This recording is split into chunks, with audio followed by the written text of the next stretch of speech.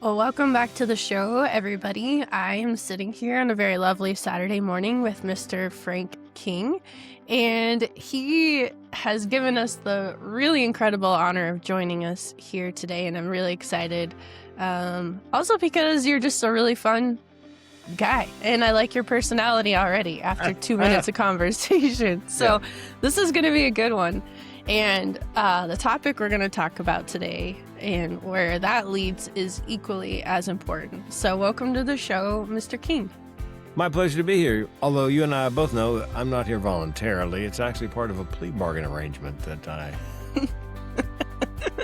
Yeah, absolutely. You must show up, do your duty. Yeah. I get it. Or jail. I get it. And I thought, well, okay. Yeah, I'll sacrifice some morning. Very good. Yeah. Well, my first question I always like to lead off with is, for the person who's listening today, what's the most important message that you really want them to hear and to walk away with? That anyone can stop suicide. You do not have to be a clinician. You can make a difference. You can save a life. And you can do it by doing something as simple as what we're doing right here, and that is starting a conversation if you know how, and I'm happy to teach you how. Awesome. Yeah, this is such a important topic, and as I just saw a bunch of statistics roll out from 2025 and the data on suicides, and especially suicide for first responders. This is a very relevant topic, and I like to continue the conversation because I think for a long time it was like, don't talk about it. People don't want to hear about it. People don't know how to talk about it. And Sure. so part of my mission is no, we need to actually talk about it.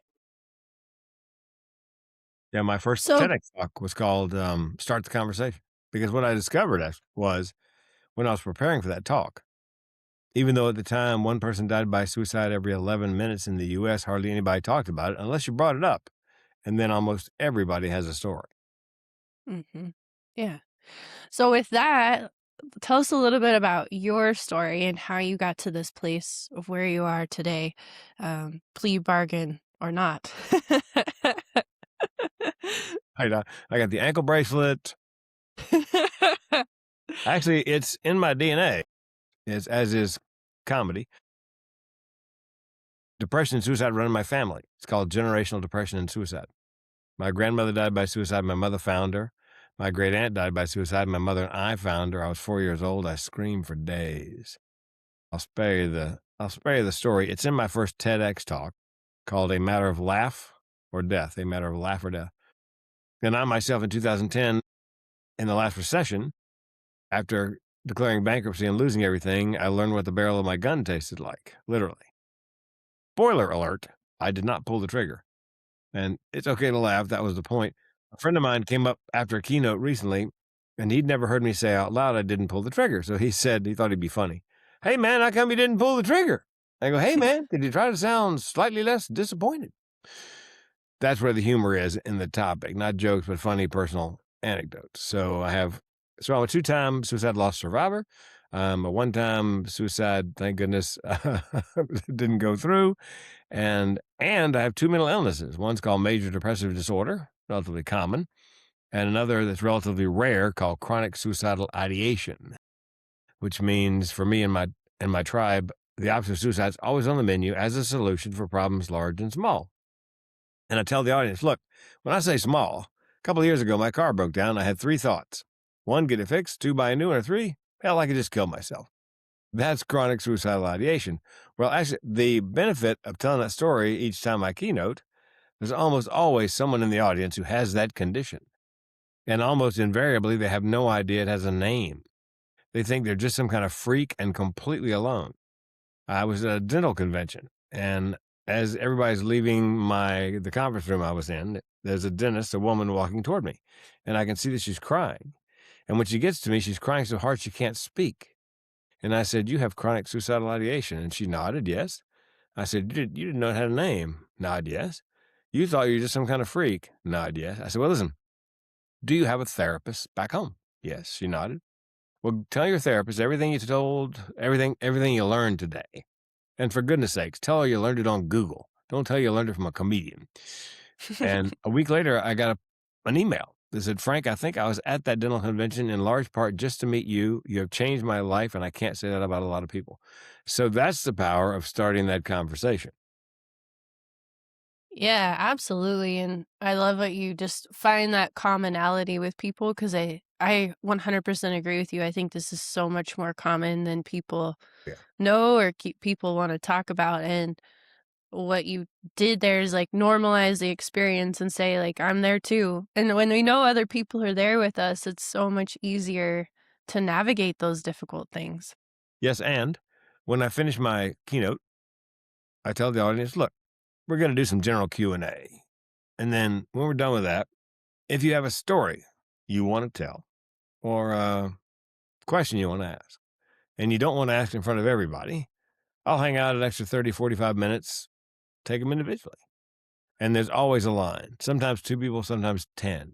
Because my job is to go on stage, be vulnerable, start the conversation, and give them permission to give voice to their feelings and experiences surrounding these things without recrimination. Most of those conversations start, I've never told anybody this. Yes, I get that a lot. It is on occasion extremely dramatic. I was in Cincinnati. I was speaking on site to construction workers. Construction has the highest rate of suicide of any industry in the U.S. 1,000 people last year died by accident in construction. 5,000 died by suicide. You're 5 times more likely to jump off the building and fall off. So the last guy in line, a nice young African-American gentleman, I'm guessing about mid-20s, a carpenter. He's crying so hard he can't speak. So I waited. And when he gathered himself, I said, what's up? He said, well, I haven't slept in 2 nights. I work on the 5th floor of this building. I think about jumping off every day. I said, why is that?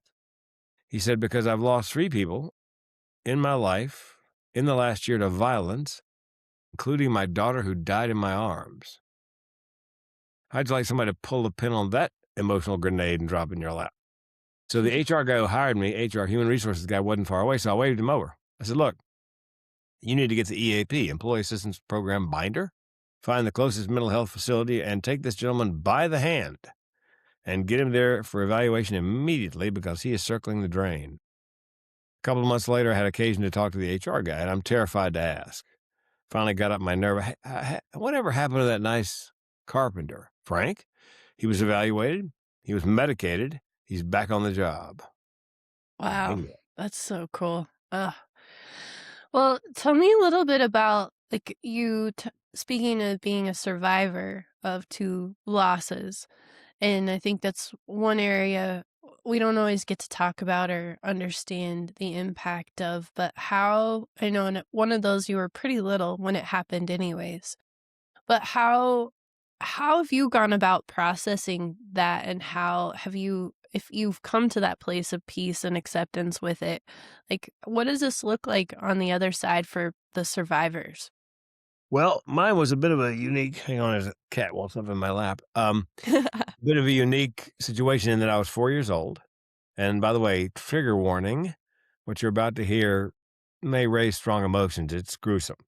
I'm 4 years old. My mom found her grandmother, or my grandmother, and 9 years later, she couldn't reach my great aunt, my grandmother's sister. So, given the family history, given her, her experience with her grandmother, she got panicked. So she bundled me into the car at 4 years old. We drove over to my great aunt's apartment, and we let ourselves in. And there was nothing out of place we could see until we got to the kitchen. And in the kitchen, everything that should have been in the refrigerator, an old lock type refrigerator, not a magnetic strip, but a latch, Mhm. yeah, was on the counter, the milk and the butter and the egg and the cheese. And so what had happened was my great aunt had crawled inside that refrigerator to end her life, pull the door to behind her. Because once you're in one of those, you can't get out from the inside. And then at some point, it turns out, changed her mind and tried to claw her way out. So my mother, not realizing any of this, I'm holding onto her skirt tail, walks over to the refrigerator, swings the door open. My great aunt falls out and pins me to the floor. So we're face to face with her face frozen at last moment of horror. And as I mentioned, I screamed for days. Well, Mhm. my mother tried to make a deal with God. She said, look, if he can forget that, I'll give you 10 years of my life. And my mom died at 62, which is about 10 years sooner than most women her generation passed away. So who's to say? But turns out I walled it off in my brain somewhere. I had no memory of it for the longest time until my cousin, who was 10 years older, I was at his restaurant in Raleigh. We were chatting, and I told him the myth I had been told that I ever ask about my great aunt and the refrigerator, whoever it was in the family was supposed to say, "Oh, yes, she was sitting inside the refrigerator with her hands folded in prayer looking serene." I told that to my cousin, who's 10 years older, who knew all about it. And he goes, "Serene my ass. The old bat fell out and pinned you to the floor." And it all came rushing back. Oh, Yeah. Bad in that I would probably better off not remembering it, but good in that I, it helped to propel my from being a funny speaker, a comedian, to a speaker who's funny, because I always wanted to make a living and a difference. I just could never figure out how. And given my grandmother, my great aunt, my close call, my two mental illnesses, more nuts in my entire family than in a squirrel turd, I thought I can keynote on suicide prevention if I got some training, which I did. And then I thought, well, who's going to take me seriously? So I thought I'll do a TEDx. So I did my first TEDx, and then two more TEDx events called, said, "Do you have any more mental health topics?" Oh, yeah. And I just did my 13th and booked my 14th. So they're all on mental health, one aspect or another. So anyway, that's kind of, and I mean, I began my career as a comedian in fourth grade. I told a joke at 9 years old. The kids laughed. The teacher was hysterical. She had to excuse herself to go to the teacher's lounge. And I thought, I'm going to be a comedian at 9. 12th grade, did the talent show in high school. Nobody had ever done stand-up. And I won. Of course, I beat the accordion player and the folk dancer. It's not a real big victory, but still. And then I told my mother I'm going to L.A. to be a comedian. She goes, "No, son, you're going to college first. I don't care what you do when you get done. You can be a goat herder for all I care, but you're going to be a goat herder with a college degree." Oh, I went to UNC Chapel Hill, picked up a couple of college degrees, and in April 1st, 1984, April Fool's Day, 1984, first open mic. Halfway through my set, I heard a voice inside my head very clearly say, "You're home." At that moment, I cool. decided I am going to do it for a living. 18 months later, I said to my girlfriend, now my wife of 38 years, "I'm going on the road to do stand-up comedy. You want to come along for the ride?" Figuring she'd go, "Oh, hell no." She goes, "Yeah." So we gave up the apartment and our jobs, jumped into my little tiny Dodge Colt, and we were on the road 2,369 nights in a row, nonstop, comedy club to comedy club, beer bar to beer bar, drunk idiots screaming, "Tell us some jokes we can dance to." That's a quote. That's so awesome. What a cool story, and how you just like reaffirming this is exactly what you're supposed to do. That's so cool. I feel very blessed in that I believe comedy was definitely what I was born. People ask you, "Were you born funny?" Yes, as a matter of fact, an amusing thing happened on the way down the birth canal. No, but I was born funny, and I believe that my comic ability, creativity, imagination are simply the flip side of my depression, thoughts of suicide. Same brain, same wiring. How could it be any different? I can teach you to write stand up and perform stand up. I cannot teach you to process the incoming information the way my neurodiverse brain process. I just think funny. Yeah, but look at the gift of what it's brought you, and like how you've spoke about your experiences. Even as painful as they are, these experiences are such great teachers for us, and they really, if you open yourself up to it, it allows you to continue on your path, to serve your mission, and to do your dharma, whatever it is that you're doing. So talk to us a little bit about how you transitioned. Are you still doing comedy, of course, but like now you're on this mission? No, well, but kind of. I mean, like you're funny now. You've been Oh yeah, funny no. within the People ask me, "Would you? Are you playing comedy clubs?" And this answer will sound familiar to you. You play comedy clubs? Not unless it's part of a plea bargain. I still do it occasionally at a corporate event where I'm speaking on suicide prevention. They don't have any entertainment for the banquet. I go, "I'll do 45 minutes of good, clean corporate comedy." So I still do comedy on occasion. I still work the cruise boats. I've worked the stand-up on cruise boats since 2009. I've been to all continents, including all 7 continents, including Antarctica twice. So I still do stand-up on occasion, if, pressed into it. By the way, if you wanna see my stand-up, I think the best thing I ever did was in April 22. YouTube has a clean comedy series called Dry Bar Comedy. Dry bar meaning no alcohol. Dry Bar Comedy. If you type into YouTube, Dry Bar Comedy, Frank King, you'll find my 25-minute special. Okay, cool. I will definitely check it out. Um, but what I like though that you're bringing is this with talking about suicide and all that's wrapped up into that. You're bringing who you are into it, which is comedy, which I think is important to do because it can feel like a very heavy topic or, like we said, very taboo. People don't want to talk about it, but it's like you got to bring the light into it somehow and to like keep moving towards this destigmatization of the topic itself. So I like that you're doing that actually through comedy. So well Yes, done. and there's a comedy class, Stand Up for Mental Health. It's the brainchild of a guy named David Grenier in British Columbia in Vancouver, BC. And what it is comedy classes for people who have a mental illness. You have to have a mental illness to get in the class. You have to have a mental illness to teach the class. So it's part comedy class, part peer counseling because there are no normal people in the class. People with mental illness feel very comfortable, sharing.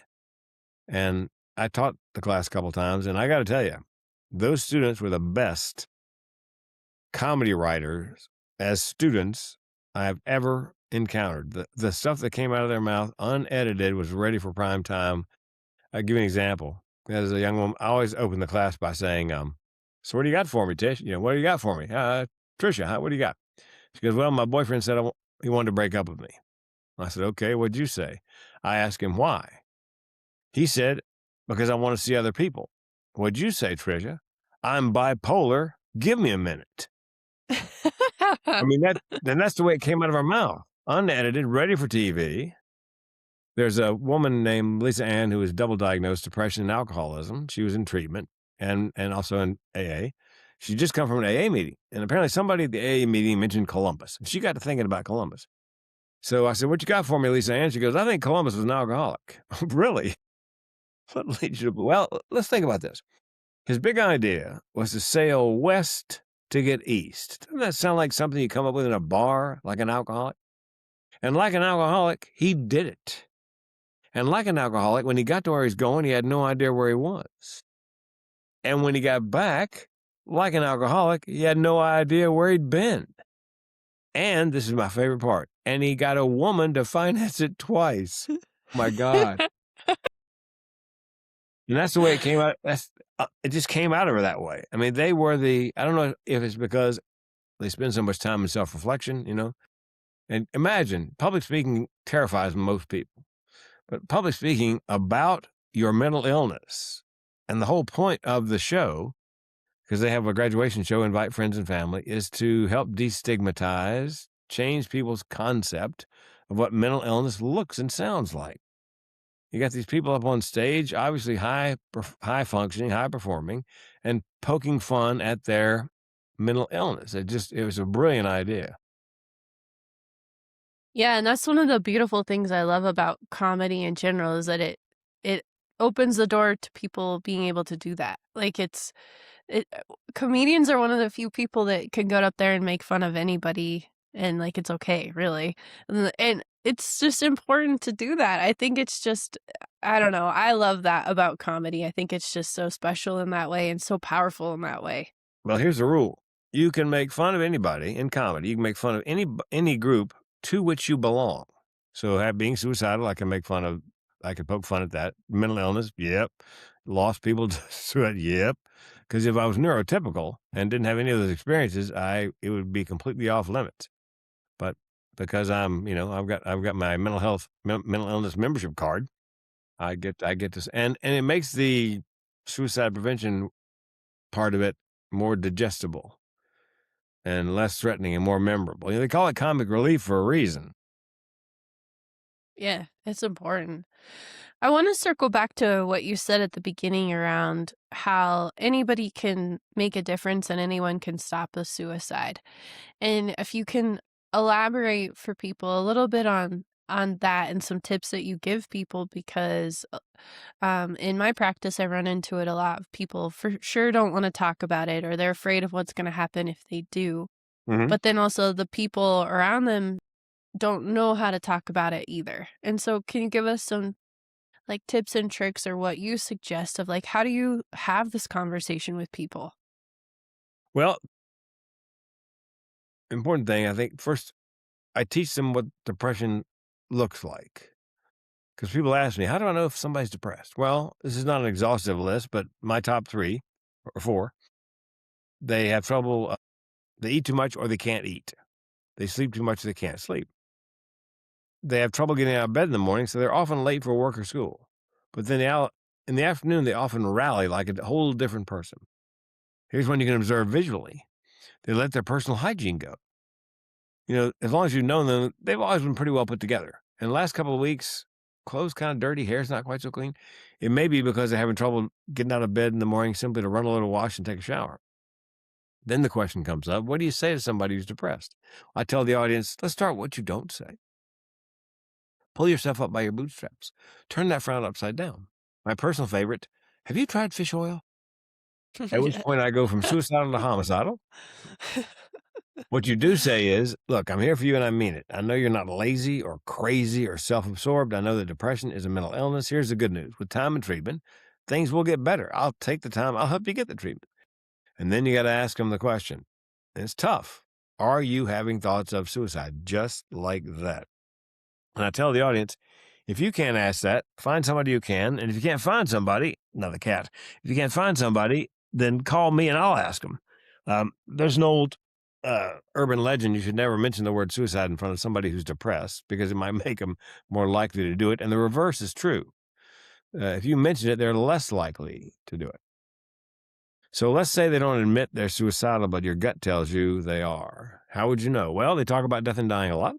You catch them Googling death, dying, or how to die by suicide.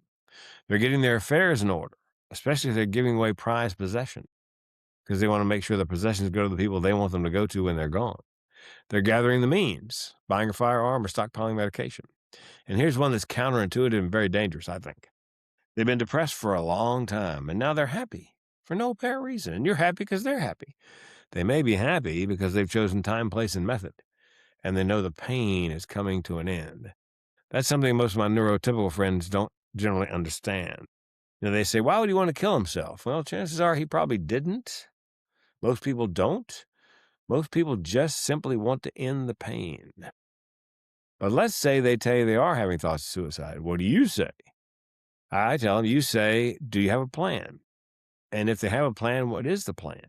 And if it's detailed, time, place, and method, you need to get them on the phone with 988, the Suicide Prevention Lifeline or text line, at the very least. And if they won't pick up the phone, you pick up the phone, you call 988, and the volunteer will do what they can to talk the phone into the hand of the person who's struggling. Now, when do you call the cops? Because I get that question a lot. If they're an immediate threat to themselves or others, you've got no choice. I know this. They're going to get dragged in front of a judge if they're actively suicidal, and the judge is going to decide whether or not they spend 3 days in lockdown with no belt or shoestrings. And they're going to be pissed. They're going to unfriend you on Facebook. But at least they'll be around to unfriend you on Facebook. Now, one last item, and I've never seen this in the literature, never had anybody mention this in a class. What if they got a plan, but it's not that detailed? They got a plan, but it's kind of iffy. I would say, okay, tell me, you going to kill yourself? And if they say no, I would say, all right, tell me why not. Make them give voice to whatever's keeping them here because something is keeping them here. Otherwise, you wouldn't be having this conversation. So that, you can make a difference. You can save a life, and you can do it by doing something as simple as having a conversation if you know how. And, well, now you know how. Yeah, that was so good. So many good takeaways. And I like the part about just having the conversation in general, because there's something about sitting across from somebody and asking them, are you going to kill yourself? Or do you have a plan to kill yourself? And that person having to really, like, reconcile and verbalize it one way or the other can be, like, from what I've seen is, like, that's the light bulb moment for them of, like, "Whoa, this became very real, I just said it out loud and I said it to someone else." And that was, like, the lifeline that they needed, is just saying it. And I think that cannot be undervalued of how important it is, um, for both people. Yes, and if you have that conversation, and you get them to agree to seek help in some way, follow up in a day or so. Let them know you care. Reach out and go, "Hey, man, I know you're in a bad place the other day. How you feeling now?" Just knowing somebody cares, that gives a damn, can be very helpful. Mhm. Yeah, and the other thing you spoke to is, like, the purpose in it is giving somebody reconciling with their purpose in life and, like, finding a reason to keep going. Even when everything feels incredibly dark or incredibly painful is like one little reason can be all that someone needs to just push through till they can get on the other side of what they're dealing with or find the resources and the help for sure. It's so important. So tell us a little bit about on that note, like what was your reconciliation? What was your reason as to why you chose differently? Chose not to pull the trigger? Yeah. Well, I'd like to say it was very romantic, but it wasn't. It was very practical. We lost everything. I had $1 million life insurance policy. So in suicidality, one of the three legs of the three-legged stool is burdensomeness. You're a burden. The world would be better off without you. And I knew my wife would be better off financially. I was worth a lot more dead than alive. So I was going to kill myself so she could get the $1 million and restore herself financially. She'd be brokenhearted, but she'd no longer be broke. But having sold insurance right out of college, I knew every life insurance policy has a 2-year suicide clause. If you kill yourself in less than 24 months, it just gives you your premiums back. If you wait till 24 months and a day, they pay the $1 million. So I called my insurance agent. I say, "Hey, Graham, how long have I had that policy?" And he said, "I don't know. Let me look." And I can hear him clacking on the keys on the computer. And he comes back on and he goes, 22 months. And then it hit him and he goes, "And don't do it." Because he'd had that conversation with a lot of people who the policy was fully in force and he delivered checks to the beneficiaries. So that's why I had to wait 60 days to kill myself. Well, I didn't even know that part of it. That's brand new information to me, and I never even thought about that on the insurance side and that guy too, how like, man, he knows. Yeah, he knew exactly what I was asking. I wasn't asking how long I had a policy. I was asking for permission to kill myself. And he was Yes. kind enough to step up and go, "No, no, no, don't do it." And so then it sounds like just that aspect of, like, you have to wait, like, I have another day, tomorrow, like, keep going. It wasn't time. Yes, and, I had 60 days, and I don't remember when the 60th day passed. I wasn't marking them off the calendar. I think things must have gotten a little better. The bankruptcy went through, the phone calls stopped, and there's a protocol now that it's, stop, drop, and roll is what it's called. You can Google it. Suicide prevention, stop, drop, and roll. And the stop is you decide you're not gonna make any serious decision in the next 24 hours. And, of course, ending your life would be a pretty serious decision.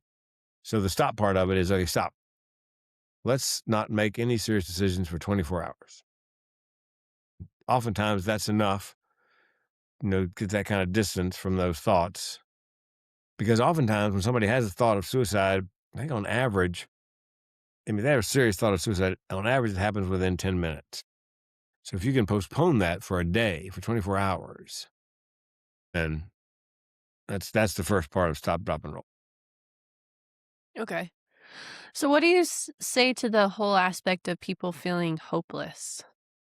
Yeah, that's how it feels to me. That's how depression feels to me. Hopeless, why bother? I think when people say I'm depressed or whatever, I said, well, look, my advice is get a physical, because sometimes physical ailments present as mental health issues. There's a guy here in Eugene, Oregon, I know, who was terribly depressed, And he went in, he had a physical, and he had blood work, and turns out his body was not metabolizing iron properly. So they put him on a time-release iron tablet, and all of a sudden the depression disappeared. So get a physical first, and then go to a clinician, mental health clinician, and just get an evaluation. Is it garden variety depression? Is it the depressive state of bipolar disorder? And if they recommend medication, a lot of people are scared of medication. It's not a life sentence. You don't have to take the rest of your life. I've had relatives of mine who only took it long enough to get over the hump and then, tapered off. And if they recommend medication, take it. However, if it doesn't work or doesn't work well, there's a new DNA, not new, it's been around about 10 years, DNA cheek swab test like Ancestry.com. They take your DNA and they try to match it to the psych medication that aligns most closely with your metabolism. So it narrows the list of possibilities down to 2 or 3 from who knows how many. And that helps to eliminate the lab rat, go on, doesn't work, taper off, go on, doesn't work, taper off. So if mine hadn't worked right off the bat, I would have done the cheek swab and tried to figure out which ones have the best chance of working.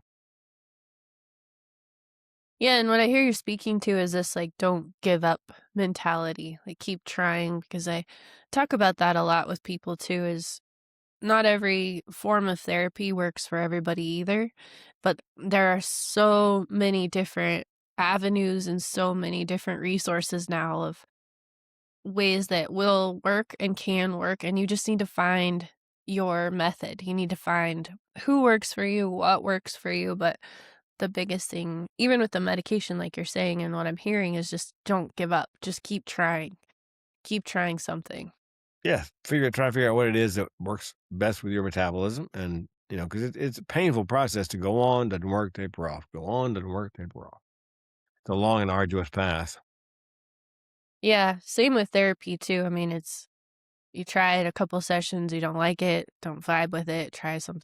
But just try. Like what's it gonna hurt? Just try. Like Yeah, and you know, you just said it. Also, not everyone works for everyone in terms of therapy. You need somebody who's copacetic, someone who gets you.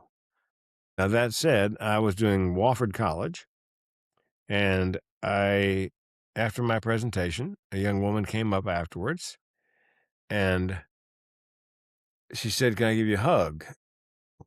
Bear in mind, I'm in my mid-60s. She's 20. We're right in the middle of the Me Too movement. Everybody in the room has a video camera on their phone. I could just see the headline in the paper next day, speaker gropes co-ed. So I pushed my pelvis back as far as I possibly could and gave her the most brotherly hug I could. And I said, "Are you a hugger?" And she said, "No." I said, "Well, what was that?" She said, "Well, I've been struggling with my mental health for a number of years. I've got a therapist, and she's well educated. She's got the diplomas on the wall. She knows what she's talking about. However, she doesn't have any context. She doesn't have a mental illness." And she goes, "I'm at the back of the room listening to your little keynote. 15 minutes in, I'm thinking to myself, this guy is inside my freaking head." She said, "You did more for me in 45 minutes than she's done for me in 2 years because I have the context." No slight to the woman with the great education, but I had a psychologist come up to me one time after my presentation. And he said, "Frank, what qualifies you to speak on suicide prevention? You're not a psychologist or psychiatrist or therapist of any kind." I said, "Well, I can tell you what the barrel of my gun tastes like." And in the silence that followed, I said, "Look, I could go to college. I could learn absolutely everything you know. You will never know everything I know. That's what qualifies me to talk." hmm Yeah, and I think speaking from the therapist side, I've often wondered about this, but I think a lot of therapists aren't willing to go there either. They're afraid that if people or your clients know that you're struggling with something, it makes you feel less credible or kind of that imposter syndrome showing up. But what I've really tried to grasp onto is just being authentic as to who I am and allow it. Like when I'm going through struggles and the darkness, like just allow, not trying to put on this mask that I'm not, and just allowing myself to be real with the people I work with because that authenticity is gonna speak so much more than a bunch of diplomas on the wall, Yeah. really. Well, and I understand you don't want to overshare. You want to share when appropriate. There's an old joke in the, I guess, in the therapist business. Um, you don't go to a massage therapist and when they finish, say to the massage therapist, "Now let me do you." Um, if your experience, life experience, lived experience is similar to theirs, or will serve a purpose by revealing that you have these struggles as well, then great. But I mean, nobody wants to overshare, but there is a benefit to sharing. Mhm. Yeah. So we talked a little bit before we were recording about how you have some really good takes on first responders and suicide. And especially when we talked about the men's, because it is a highly male dominated field, is talk to us a little bit about what you know or what you've seen, what you've come across with how does first responders and the suicide um, go together, and what are you noticing out of that group? Well, it is, as you said, male dominated. And in the United States, on average, 8 out of 10 suicides in the US every year are men. And, people go into construction, kind of rough and tough guys generally. I'm sure people go in law enforcement, same sort of, big boys don't cry kind of a philosophy. More, as we mentioned, more first responders die by suicide every year than in the line of duty. And whether it's law enforcement or firefighters or EMTs or whatever. And I mentioned to you that I'm a co-author on 4 books on men's mental health.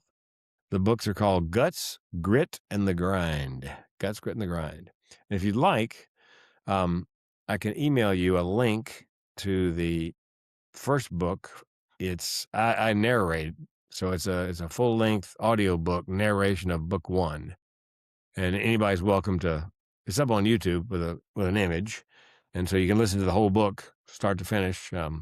But the genesis of that was one of my co-authors, Sarah Gare, teaches first responders suicide prevention, a program called QPR, and she wanted to buy a book on men's mental health for one of the fellows.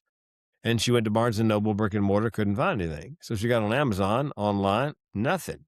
She thought, well, there's a vacuum. So what it is, they're all anthologies. The idea was we're going to do one book. We're going to see if we can't find 12 guys, just 12, who are willing to be honest about their struggles, whether it's substance abuse disorder, divorce, bankruptcy, mental illness, whatever. We thought we'd be lucky because guys generally aren't forthcoming. Things like this. We'd be lucky if we got a dozen guys. We ended up with 60 men. It became 4 Cool. books. Yeah. And each story begins with like 500 words, life is good. The next 500 words, life's bad. And the final 500 words, here's how I'm coping. And the philosophy behind that is that men tend to take advice from men. So if a man goes to the book and he sees his problem and he turns to that guy's story and sees how that guy is coping, maybe he would adopt those coping mechanisms for himself. So that was the premise behind the book. And so we ended up with, and the 2 women who put the book together or had the idea, they called me. They said, Frank, listen, we're doing this book on men's mental health. Would you make it funny? And I said, wait a minute. You 2 ladies are doing a book on men's mental health?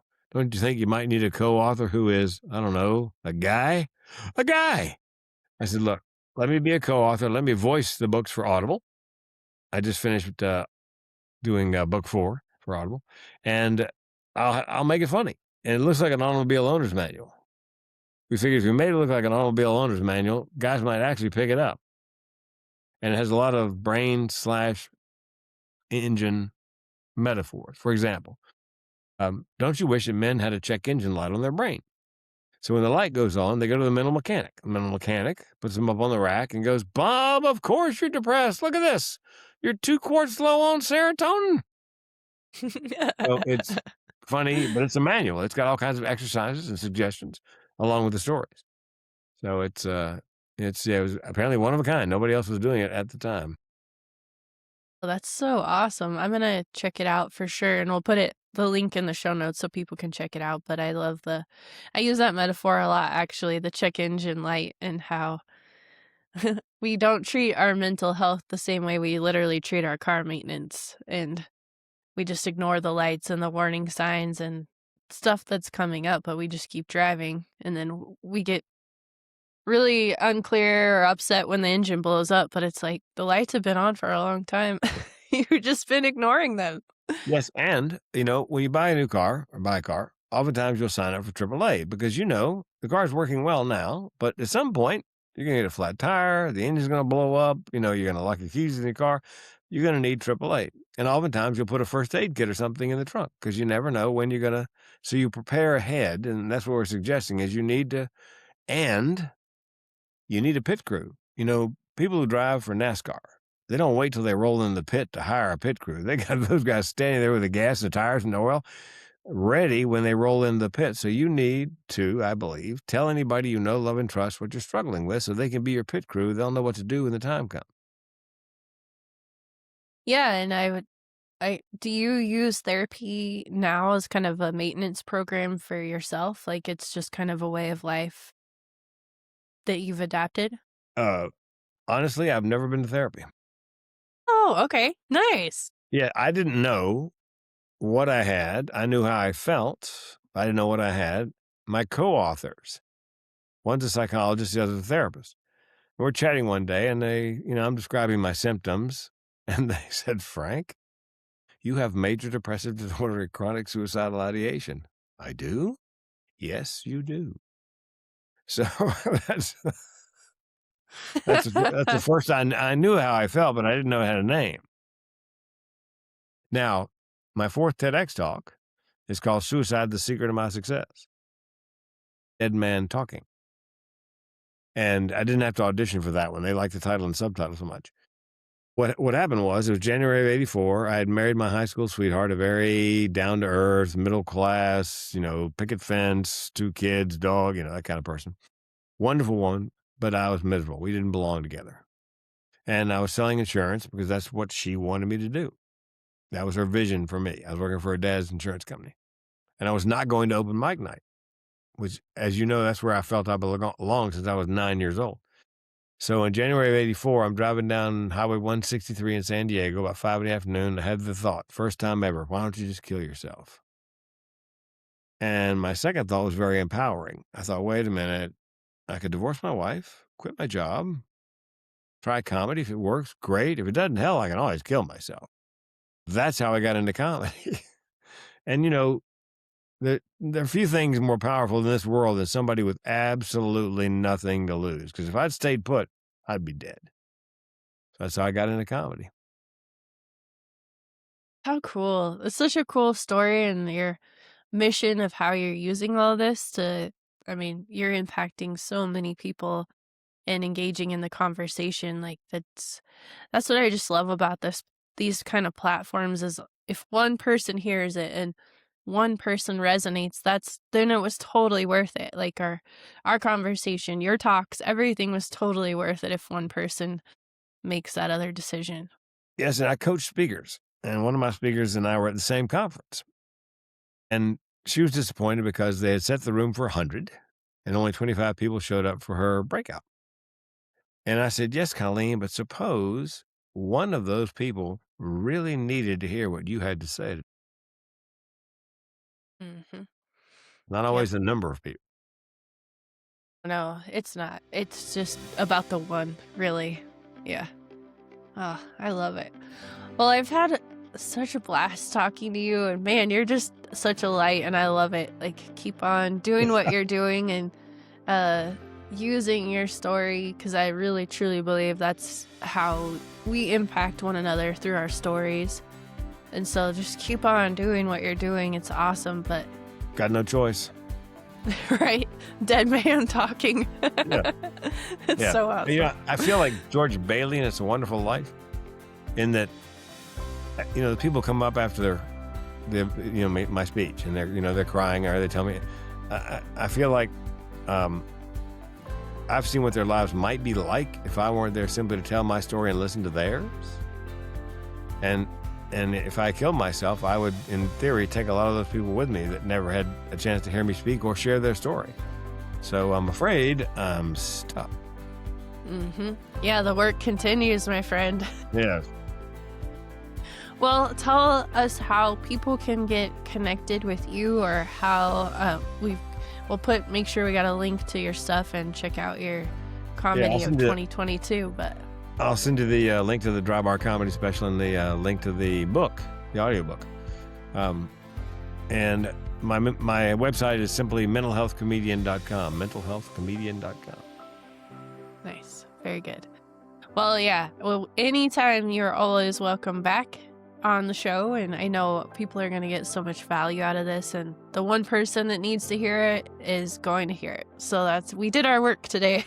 Yes, would you like me to close it out as a comedian will close it out? Yes, do it, please. If you enjoyed this podcast, please rate, review, and subscribe, and tell your friends.